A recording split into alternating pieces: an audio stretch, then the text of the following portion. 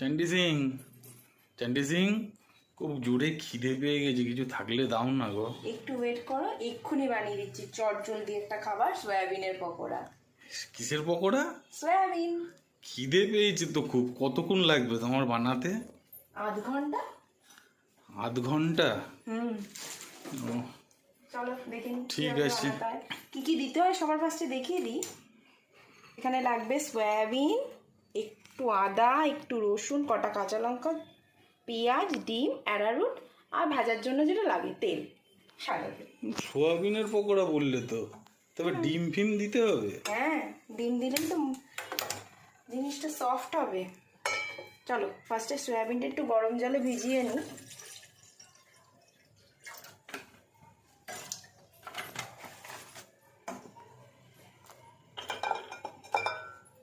এটাতে একটু নুন দিয়ে দেব। জলটাতে নুন দিলে? হ্যাঁ, নুন দিয়ে একটু সেদ্ধ করবো, তাহলে সয়াবিনের গায়ে নুনগুলো ঢুকবে। গায়ে ঢুকবে না পেটে ঢুকবে? ওই একই, পেটে খেলেই তো পিঠে সয়। জলটা উষ্ণ গরম হয়ে এসছে, এর মধ্যে সয়াবিনগুলো দিয়ে দেবো। এটা একটু নরম হবে, ততক্ষণ আমি পেঁয়াজগুলো কুচি করে নেব। চলো।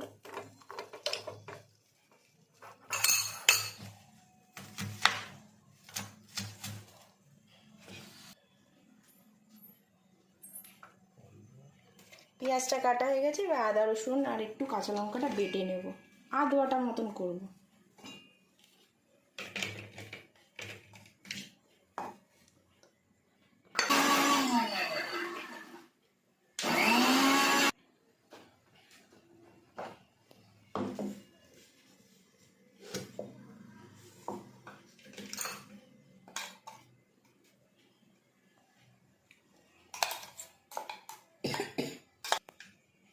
আদা রসুন লঙ্কা বাটাটা হয়ে গেছে, এবার সয়াবিনটা কুচি করে নেব। দেখে নাও ফুলে কতটা হয়ে গেছে।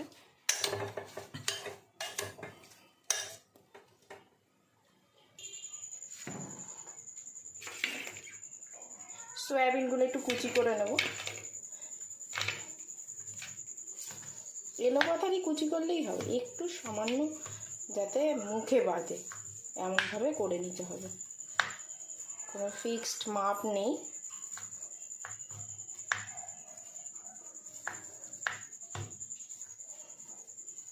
পেস্ট করলে কি বলো তো হয়ে যায়।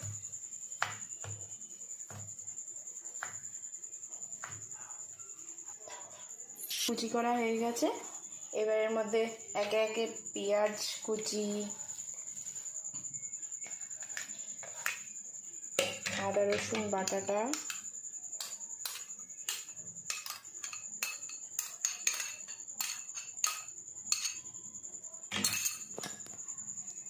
একটু ভালো করে মেখে নিই, তারপর ডিম দেব,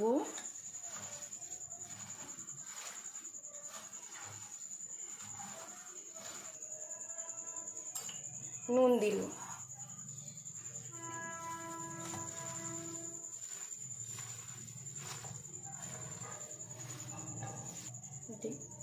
ডিমটা ফাটাচ্ছি, ফাটিয়ে দিয়ে দেবো। ফার্স্টে একটা দিয়েই দেখবো।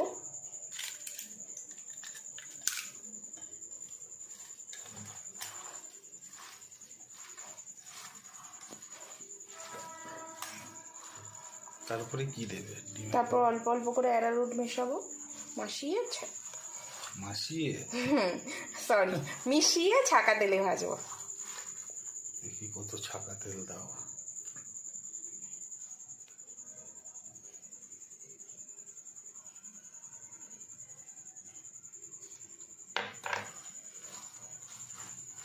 একটাই ডিম দিলাম, কারণ বেশি দিলে আবার দেখতেই পাচ্ছ। কি দেখতে পাচ্ছ বেশি দিলে? বেশি দিলে একটু লোদ লোদ হয়ে যাবে, আরও অনেক অ্যারারুট লাগবে, আর বেশি অ্যারারুট খাওয়া তো ভালো না শরীরের পক্ষে। কে বলেছে? কে বলেছে? সবাই বলে, ডাক্তারও বলে।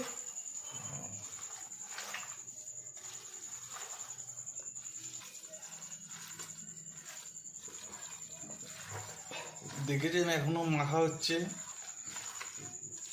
এবার এটা যেমন শেপ, গোল চাইলে গোল, চৌকো চাইলে চৌকো, ফিশ বলের মতন চাইলে ফিশ বলের মতন। আমার মাখা কমপ্লিট। হ্যাঁ, অলমোস্ট। এবার শেপ দিয়ে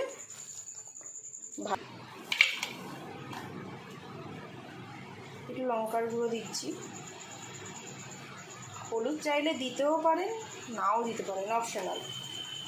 একটুখানি নামমাত্র দিচ্ছি, কারণ হলুদ ছাড়া বলে খাবার খেতে নেই।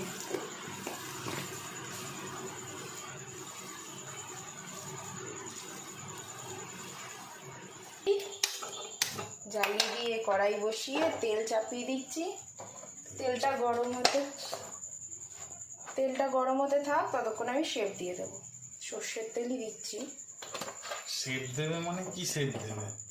এই যে এই কাটলেটগুলোর শেপ।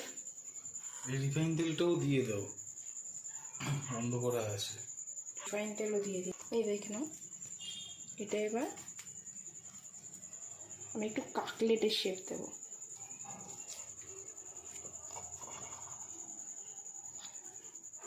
তো পুরো লেগ পাকিয়ে গেছে গো।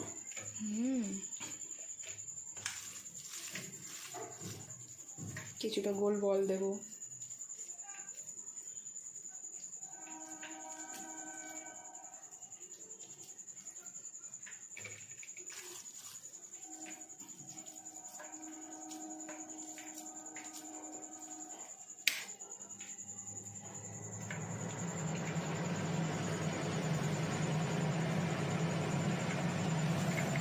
দারুণ শেপ দিচ্ছ তুমি।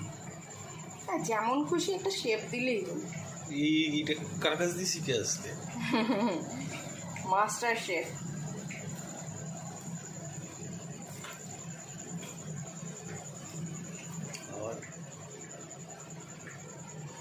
করে সব এরকম করে সবকটা শেপ দিয়ে নেব। উঠছে, এবার আস্তে আস্তে এগুলো ছেড়ে দেবো। তেল গরম হয়ে গেছে, এবার আস্তে আস্তে করে এই চপগুলো ছেড়ে দেবো। চপ, এই তো বললে সোয়াবিনের পকোড়া। এই একই হলো। ওয়াও,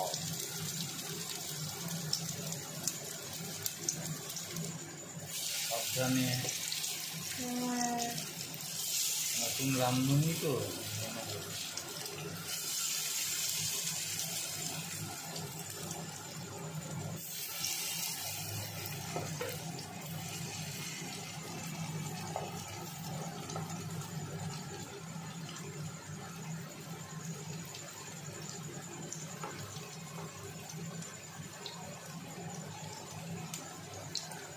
তেলটা একটু লো টু মিডিয়াম দিয়ে ভাজবে, কারণ নাহলে হাই ফ্লেমে দিলে পুড়ে যেতে পারে।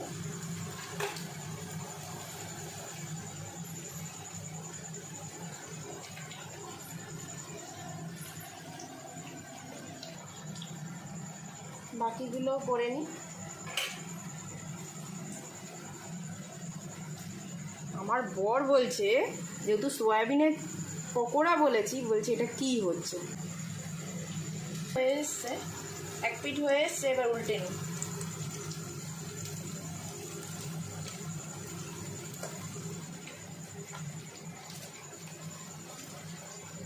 কালারটাও তো দারুণ এসছে। গোল্ডেন ব্রাউন করে ভাজতে হবে।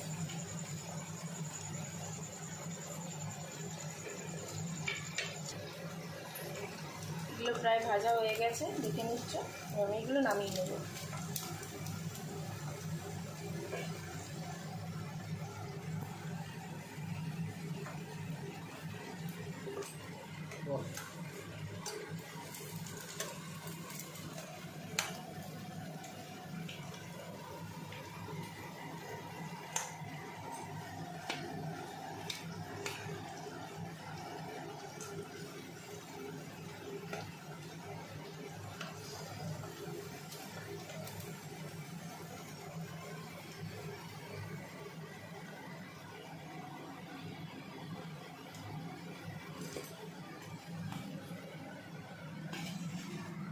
এটা এবার সস দিয়ে পরিবেশন করে নেব।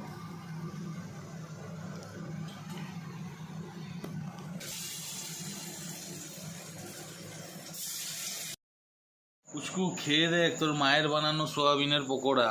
মা বানিয়েছে? হ্যাঁ তাহলে ভালোই হবে। দেখ দেখি একটা খেয়ে।